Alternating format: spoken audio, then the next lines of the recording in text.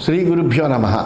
గురుర్బ్రహ్మ గురుర్విష్ణు గురుర్దేవో మహేశ్వర గురు సాక్షాత్ పరం బ్రహ్మ తస్మై శ్రీ గురవే నమ. అస్మద్ చరణారవిందాభ్యాం నమ. నిన్నటి మన మహాభారతంలో పాండవుల యొక్క సేన,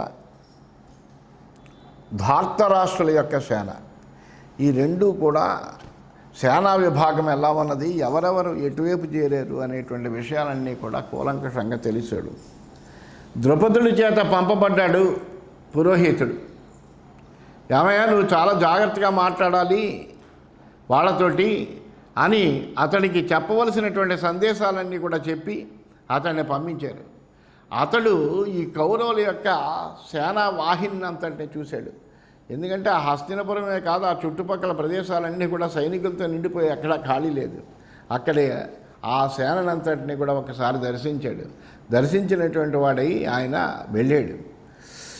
ఈ వృత్తాంతాలన్నీ కూడా వైశంపాయనుడు జనమేజయ మహారాజుతో చెప్తున్నాడు. ఈ విధంగా ఆ ద్రౌపద పురోహితుడు రాయబారానికి వెళ్ళాడయ్యా అని చెబుతూ, జనమేజయ మహారాజా సచ కౌరవ్యమాసాద్య ద్రౌపదస్య పురోహితః సత్కృతో ధృతరాష్ట్రేణ భీష్మేణ విదురేణ చ.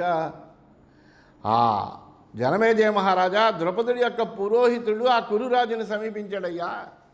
అప్పుడు వెంటనే ఆ బ్రాహ్మణోత్తముడైనటువంటి ద్రౌపద మహారాజు యొక్క పురోహితుడు అతను వచ్చాడు అంటే కనుక ఆ రాజులందరూ కూడా ఎంతో చక్కగా వెంటనే ధృతరాష్ట్ర మహారాజు, భీష్ముడు, విదురుడు కూడా అతన్ని స్వాగతం చెప్పి అతడికి సత్కారం చేశారు. సర్వం కౌశల్యముక్త్వాదౌ పృష్ట్వా చైవమనామయం సర్వసేనా ప్రణేతॄణాం మధ్యే వాక్యమువాచ. ముందుగా తమ యొక్క పక్షమియో వాళ్ళ యొక్క క్షేమ సమాచారాన్ని చెప్పాడు. మేమంతా కులాసగా ఉన్నాయా పాండవులందరూ అని చెప్పాడు.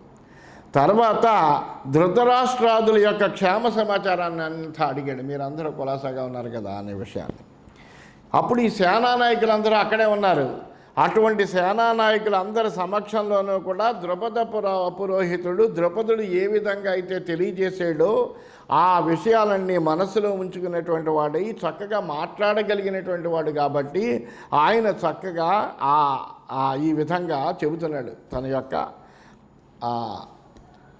ఏదైతే సందేశాన్ని తీసుకొచ్చాడో ఆ సందేశాన్ని చెబుతున్నాడు. వెంటనే వాళ్ళందరికీ ఆ ధృతరాష్ట్రుడు, భీష్ముడు, ద్రోణుడు, వీళ్ళందరినీ, విదురుడు, వీళ్ళందరికీ నమస్కారం చేసినటువంటి వాడై చెబుతున్నాడు. సర్వైర్భవద్భిర్విదితః రాజధర్మ సనాతన వాక్యోపాదాన హేతువస్తు వక్ష్యామి విదితే సతి. అక్కడ కూర్చునేటువంటి వాళ్ళు ఎవరు? భీష్ముడు, ద్రోణుడు, కృపాచార్యుడు, అశ్వత్థామ, ఇలాంటి గొప్ప గొప్ప వాళ్ళందరూ కూడా ఉన్నారు. వాళ్ళకి రాజధర్మాలు తెలవా? వాళ్ళకి చేస్తున్నటువంటి మంచిగా చెడ అనేటువంటి విషయం తెలవదా? ఏది చెయ్యాలి ఏది చేయకూడదు అనేటువంటి విషయం తెలవదా? తెలుసు. తెలిసినప్పటికీ వచ్చినటువంటి వాడు తాను ఏం చెప్పదలుచుకున్నాడో అది చెప్పాలి కదా. అందుకని చాలా చక్కగా చెప్తున్నాడు. సనాతనమైనటువంటి ఒక రాజధర్మం ఉంది కదయ్యా, అది మీ అందరికీ తెలుసు. మీకు తెలిసినప్పటికీ కూడా మీ అభిప్రాయం తెలుసుకోవాల్సి ఉంది కాబట్టి నేను చెప్తున్నాను అది ఇప్పుడు. అంతేకాని మీకు తెలవదని నేను చెప్పట్లేదు అని చెప్పాడు. ధృతరాష్ట్రస్య పాండుశ్చ సుతావేకస్య విశ్రుతౌ తయోః సమానం ద్రవిణం పైతృకం నాత్ర సంశయః.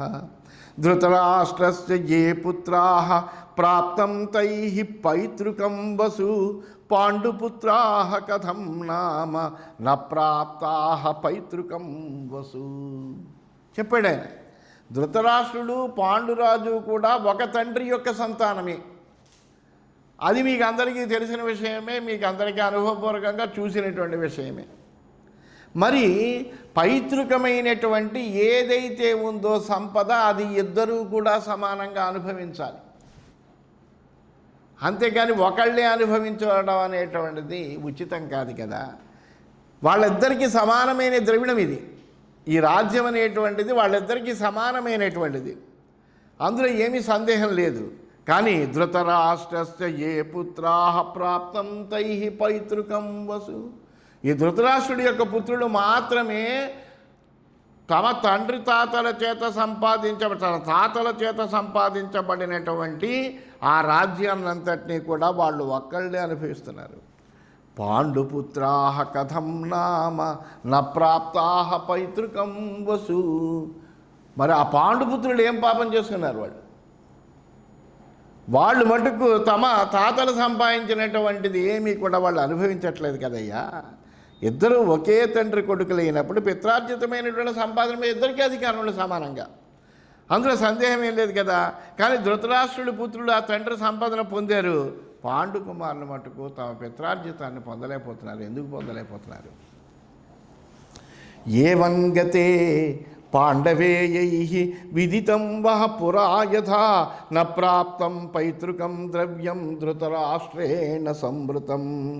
ఈ విధంగా ఉండగా ఈ పిత్రార్జితమైనటువంటి సంపదంతా కూడా ధృతరాష్ట్రుడి యొక్క అధీనంలో ఉండడం వలన పాండవులు తమ పిత్రార్జితమైనటువంటి సొమ్మును పొందలేకపోయారు. ఎందుకంటే పాండురాజు ముందర మరణించాడు, అందువలన ఈ రాజ్యం అంతా ధృతరాష్ట్రుడి యొక్క అధీనంలో ఉంది. అందువలన తమ పిత్రార్జితమైనటువంటి సొత్తును వాళ్ళు పొందలేకుండా పోయారు. ఈ విషయం ముందరి నుంచి ఉంటున్న మీ అందరికీ తెలుసు. ఈ భీష్మాచార్యుడు ఎప్పటివాడు ఆయన. అందువలన అలాగే ఇక్కడ ఉండేటువంటి మహానుభావులందరికీ కూడా ఈ విషయం మీకు తెలుసు కదయ్యా. ప్రాణాంతికైరప్యుపాయైః ప్రయతద్భిరనేకశః శేషవంతో న శకితాః నేతుం వై యమసాధనం. అంతేకాదు ఈ ధృతరాష్ట్రుడి యొక్క కుమారులైనటువంటి ఈ దుర్యోధనులు మొదలైనటువంటి వాళ్ళు అనేకములైనటువంటి దుష్టబుద్ధితోటి, అనేకములైనటువంటి దురాలోచనలతోటి, ప్రాణాంతకమైనటువంటి ఉపాయాలతోటి పాండవుల్ని చంపాలి, శత్రుశేషం ఉండకుండా మనం ఈ రాజ్యాన్నంతటిని కూడా మనమే అనుభవించాలి అనేటువంటి ఒక దుర్బుద్ధితోటి వాళ్ళని చిన్నతనం నుంచి చంపాలనేటువంటి ఉద్దేశంతో అనేకములైనటువంటి ఉపాయాలతోటి అనేక సార్లు ప్రయత్నించారు. ఆ విషయాలు కూడా మీకు తెలుసు. కానీ వాళ్ళు చిరాయువులు అవడం వల్ల, వాళ్ళ ఆయుర్దాయం ఉండడం వల్ల వాళ్ళు మరణాన్ని పొందలేదు. పునశ్చ వర్ధితం రాజ్యం స్వబలేన మహాత్మభిః ఛద్మనా అపహృతం క్షుద్రైః ధార్తరాష్ట్రైః ససౌబలైః. సరే, వాళ్ళకేదో కొంత భాగం ఇచ్చి వాళ్ళని రాజ్యం చేసుకోమంటే వాళ్ళు బాహుబలంతో చేత చాలా చక్కగా మొత్తం భూమండలం మీద ఉండేటువంటి రాజులందరినీ జయించారు. జయించి వాళ్ళు రాజ్యాన్ని మిక్కిలి అభివృద్ధి చేసుకున్నారు వాళ్ళ పరాక్రమంతో. అలాగా వాళ్ళు పరాక్రమంతో అభివృద్ధి చేసుకుని నూతనమైనటువంటి ఒక రాజ్యాన్ని స్థాపించుకుని వృద్ధి చేసుకుని వాళ్ళు చాలా వైభవంతో వాళ్ళు ఉంటుంటే ఈ శకునితో కలిసి ధృతరాష్ట్ర కుమారులు ఏం చేశారు?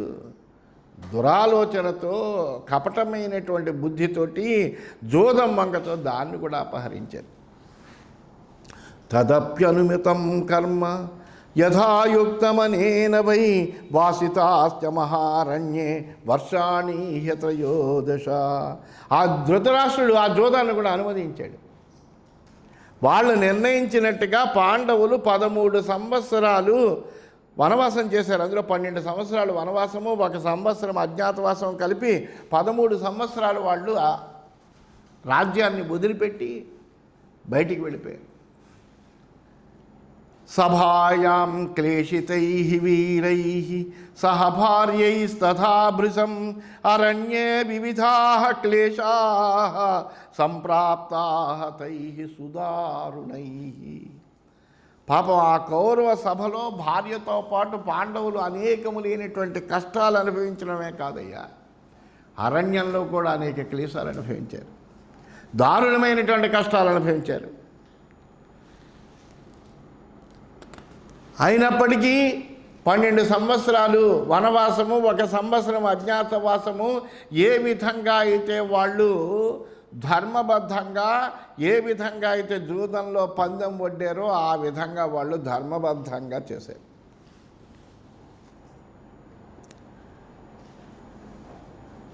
ఎటువంటి దారుణమైనటువంటి కృత్యాలు ఈ కౌరవులు సభలో చేశారు, ఈ ధార్తరాష్ట్రులు సభలో ఆచరించారు, ఆ ద్రౌపది పట్ల ఎలా ప్రవర్తించారు అన్నీ మీకు తెలుసు. అందుకనే ఆ తిక్కన గారు చాలా రసస్ఫోరకమైన ఒక పద్యం చెబుతాడు ఆయన. నారీరత్నమునట్లు తెచ్చి సభలోనన్ వారలంజూడగా చీరల్ ప్రభులు గాగ చేయుటయులచిన్ పుచ్చుకోలున్ మహాగ్రారణ్యస్థలి నిల్వ బంచుటయు దైన్య వ్యక్తిమై పల్కులున్ సైరింపంజను పాండవేయులకు నీ సంధిక్రమం గొప్పదే అని ఆయన చాలా అద్భుతంగా చెప్పారు. అందువల్ల ఆ విధంగా అనేకములైన కష్టాలు పడ్డారయ్యా.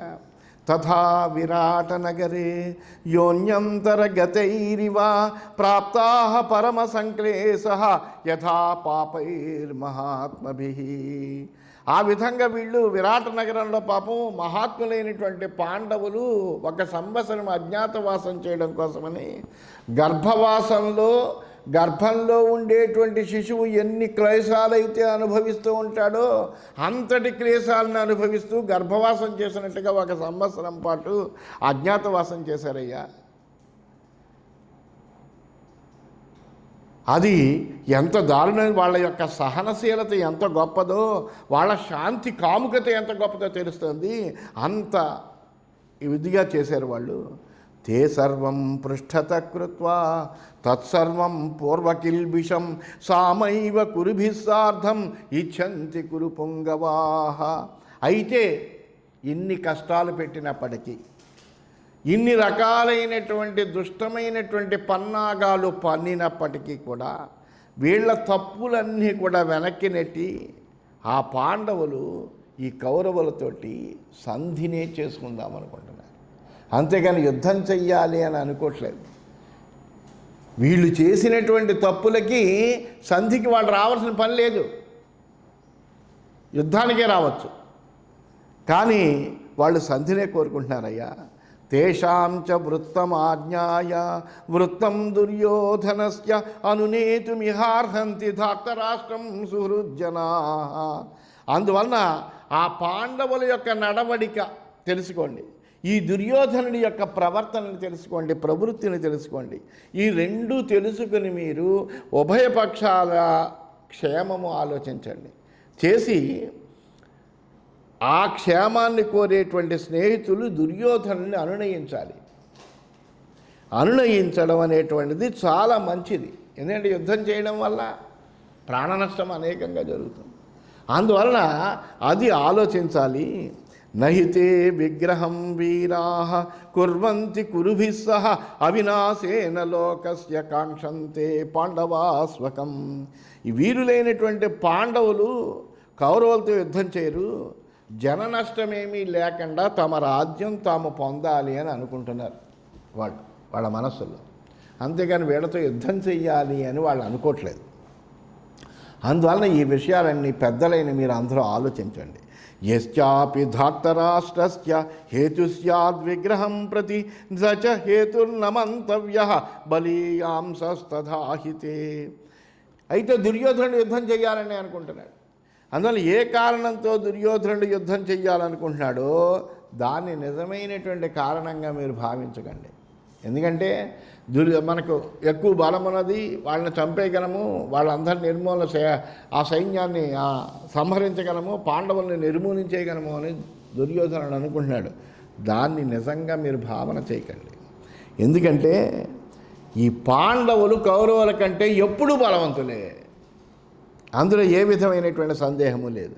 బలీయాంస తథాహితే, తక్కువ వాళ్ళేం కాదు వాళ్ళు. వాళ్ళ బలం తక్కువైనా మనం ఏం సంధి కోరుకోవట్లే. అక్షౌహిణ్యశ్చ సప్తైవ ధర్మపుత్రస్య సంగతాః యుస్సమానాః కురుభిః ప్రతీక్షంతేస్య శాసనం. ఏమి కోరకుండానే కౌరవులతో యుద్ధం చేయడం కోసం ధర్మరాజు దగ్గరికి 7 అక్షౌహిణుల సేన చేరింది. వాళ్ళకి ఎవరు సహాయం చేస్తారులే అని మీరు అందరూ అనుకుంటే వాళ్ళందరూ 7 అక్షౌహిణుల సేన ఇప్పుడు ధర్మరాజు యొక్క ఆజ్ఞ కోసం ఎదురు చూస్తూ ఉంది ఒక్కసారిగా మీ మీద పడ్డానికి.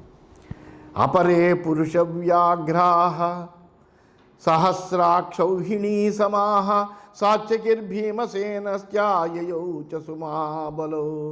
వాళ్ళతో ఇంకా 7 అక్షౌహిణులు కదా, మాకు 11 అక్షౌహిణులు ఉందనుకుంటారేమో. 1000 అక్షౌహిణులతో సమానమైనటువంటి బలం కలిగినటువంటి పురుష శ్రేష్ఠులైనటువంటి సాత్యకి, భీమసేనుడు, మహాబలవంతులైన నకులుడు, సహదేవుడు ఉన్నారు, అర్జునుడు. అందువలన వాళ్ళతోటి యుద్ధం చేసి గెలవగలమనేటువంటి భావన మీకు మంచిది కాదు. ఇంకా చెప్తున్నా వినండి. ఏకాదశైతాః పృతనాః ఏకతశ్చ సమాగతాః ఏకతశ్చ మహాబాహుః బహురూపీ ధనంజయః. ఈ కౌరవపక్షంలో 11 అక్షౌహిణుల సేనలు ఉన్నాయి, నేను చూసా. ఒకవైపు మహాబాహువు బహురూపధారైనటువంటి అర్జునుడు అక్కడుంటే ఈ 11 అక్షౌహిణిని ఎదిరించగలడు. అంతేకాని 11 అక్షౌహిణుల సేనల బలం మనకుంది కదా అనుకుంటున్నారేమో. ఈ 11 అక్షౌహిణుల సేనల్ని నిర్మూలించడానికి సర్వశ్రేష్ఠ ధనుర్ధారైనటువంటి వాడు, ఇప్పటి వరకు యుద్ధంలో అపజయం అనేటువంటిది తెలవనటువంటి వాడు అయినటువంటి ఇంద్ర సమాన పరాక్రముడైనటువంటి అర్జునుడు ఒక్కడు చాలు. యథా కిరీటీ సర్వాభ్యః సేనాభ్యో వ్యతిరిచ్యతే ఏవమేవ మహాబాహుః వాసుదేవో మహాద్యుతిః. అర్జునుడు ఒక్కడు అన్ని సేనలను మించి ఉన్నట్టే మహాబాహువైనటువంటి, మహా తేజస్వి అయినటువంటి సాక్షాత్తు భగవంతుడైనటువంటి వాసుదేవుడు కూడా అందరినీ మించినటువంటి వాడు అర్జునుడితో ఉన్నాడు. బహుళత్వంచ సేనానాం విక్రమంచ కిరీటినః బుద్ధిమత్వంచ కృష్ణస్య బుద్ధ్యా బుద్ధ్వా యుధ్యేత కో నరః. మీరు తెలుసుకోవాల్సింది ఏంటంటే సేనా బాహుళ్యాన్ని. 7 అక్షౌహిణుల సేన కూడా ఉంది వాళ్ళకి. ఒక్క అర్జునుడు చాలు మీ 11 అక్షౌహిణుల్ని నిర్మూలించడానికి. అర్జునుడి యొక్క పరాక్రమం ఎటువంటిదో మీకు అందరికీ తెలుసు.